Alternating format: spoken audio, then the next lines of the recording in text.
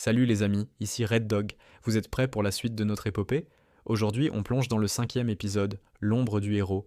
Et croyez-moi, vous n'êtes pas prêts pour ce qui va se passer. Accrochez-vous bien, car le multivers est sur le point de retenir son souffle. Le monde n'avance plus.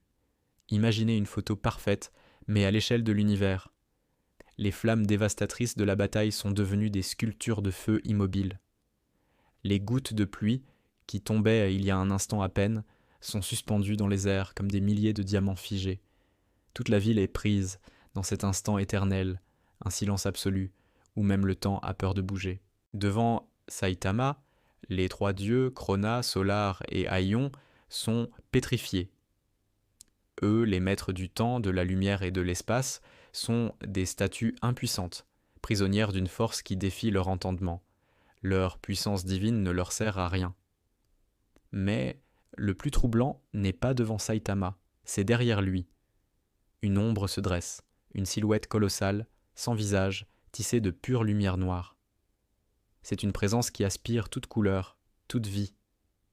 Elle est là, immense et silencieuse. Le monde n'avance plus. Même les battements du cœur du multivers semblent se s'être arrêtés. Une voix, venue de cette obscurité vivante, résonne directement dans l'esprit de Saitama. Elle est calme, profonde, et porte le poids d'une éternité d'ennui. « Tu as trop contenu ton pouvoir, trop longtemps, dit-elle. » Saitama, fidèle à lui-même, affiche son habituel air détaché. Il jette un regard blasé par-dessus son épaule, comme si cette apparition cosmique n'était qu'un moustique un peu trop bruyant. C'est quoi encore ce délire? J'essaie juste de vivre tranquille. Sa voix est plate, sans émotion. Il voulait juste faire ses courses, peut-être trouver une promo sur les choux, et voilà qu'il se retrouve au milieu d'un drame existentiel. Encore. Soudain, un flash lumineux d'une intensité aveuglante. L'esprit de Saitama est arraché à la réalité figée et projeté dans un espace blanc, infini, un néant immaculé. Autour de lui, des fragments de souvenirs flottent comme des éclats de miroirs brisés. On y voit des images de son entraînement inhumain. Les pompes, les abdos, les squats, la course quotidienne. On voit ses combats, des monstres terrifiants pulvérisés d'un seul coup de poing. Et puis, on voit sa solitude. Ce regard vide après chaque victoire écrasante. Là où tous les héros rêvent de force, lui n'a trouvé que le vide. Et dans ce vide, dans cet ennui abyssal, une part de lui s'est détachée. Une conscience est née de son désintérêt total pour le monde, une entité façonnée par sa propre frustration. C'est cette ombre, son double. La voix de l'ombre, qu'on peut appeler ombre Saitama, résonne à nouveau dans ce vide blanc. Elle est calme, mais d'une profondeur qui fait frissonner. Je suis ce que tu as laissé derrière, la volonté de frapper quand tout devient sans intérêt. Saitama observe son environnement, puis son regard se pose sur l'idée même de cette ombre. Un léger froncement de sourcils trahit une pointe d'agacement. Donc, je me suis créé un double dépressif? Super. Il n'y a pas de panique dans sa voix, juste la lassitude de quelqu'un qui découvre une nouvelle complication dans une vie déjà absurdement compliquée.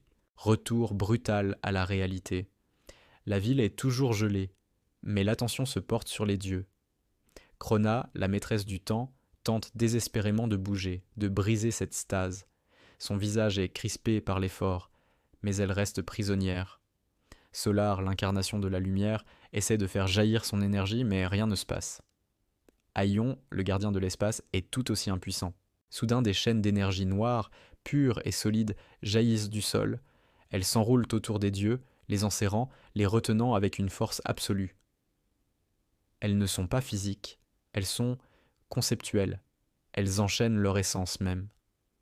Krona halète, sa voix trahissant un mélange de peur et d'incrédulité.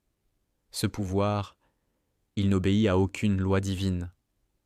Elle, qui connaît toutes les règles du cosmos, fait face à quelque chose qui les ignore toutes. Solar, le regard fixé sur l'ombre, comprend la nature de cette force. Il ne vient pas de la création, il vient de l'absence même de création. Ce n'est pas une énergie qui existe, c'est une énergie qui n'existe pas. C'est le pouvoir du rien.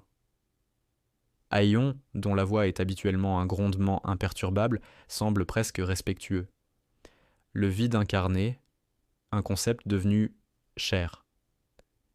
Ils ne font pas face à un ennemi, mais à une idée philosophique devenue assez puissante pour les enchaîner. Le décor change à nouveau. Saitama et son ombre se font face, mais le monde autour d'eux a perdu ses couleurs. Tout est en noir et blanc, comme si la présence de l'ombre avait effacé la saturation de la réalité elle-même. C'est un face-à-face intime, au cœur du néant. L'ombre Saitama reprend la parole, expliquant sa propre existence. Tu ne ressens plus rien parce que tu as dépassé tout ce qui vit. Ton pouvoir t'a placé au-dessus des émotions, au-dessus du défi, au-dessus du plaisir. Moi, je ressens à ta place la frustration, la colère, le désir d'un véritable combat. Et maintenant, je veux me battre contre toi. Saitama l'écoute, son expression toujours aussi neutre, mais ses yeux sont plus concentrés. Il serre légèrement le poing. Génial. Même moi, j'arrive plus à avoir la paix avec moi-même. C'est le comble de l'ironie. Le seul adversaire capable de lui poser problème, c'est lui. L'ombre ne perd pas de temps. Elle tend le poing en avant. Derrière elle, un cercle d'un noir parfait s'ouvre, comme un trou dans la réalité. Il n'émet aucune lumière. Au contraire, il aspire celle qui l'entoure. C'est la promesse d'une annihilation totale. Le combat commence. Une explosion. Mais une explosion silencieuse. C'est l'absence de son qui est la plus terrifiante. Saitama, grâce à ses réflexes surhumains, esquive de justesse. Le coup de poing de l'ombre ne frappe rien, mais son effet est dévastateur. Un pan entier du décor, un immeuble qui se tenait là il y a une microseconde, est effacé. Pas détruit, pas pulvérisé. Effacé. Il a tout simplement cessé d'exister, sans bruit, sans débris. Le combat qui s'engage est surréaliste. C'est une danse sans couleur et sans son, deux forces parfaitement identiques, mais opposées par une seule et unique différence. L'une cherche désespérément la paix, la tranquillité d'une vie normale.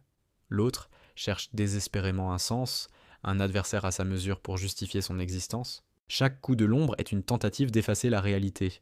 Saitama, pour la première fois depuis une éternité, doit esquiver, parer, anticiper. Il ne peut pas simplement encaisser, car ces coups ne détruisent pas la matière, ils annulent l'existence. Pour la première fois, il ressent une pression. Une pensée traverse son esprit, une question qu'il ne s'était jamais posée. C'est ça, ma limite ? Moi-même. Pendant ce temps, en hauteur, les dieux se sont enfin libérés de leur chaîne.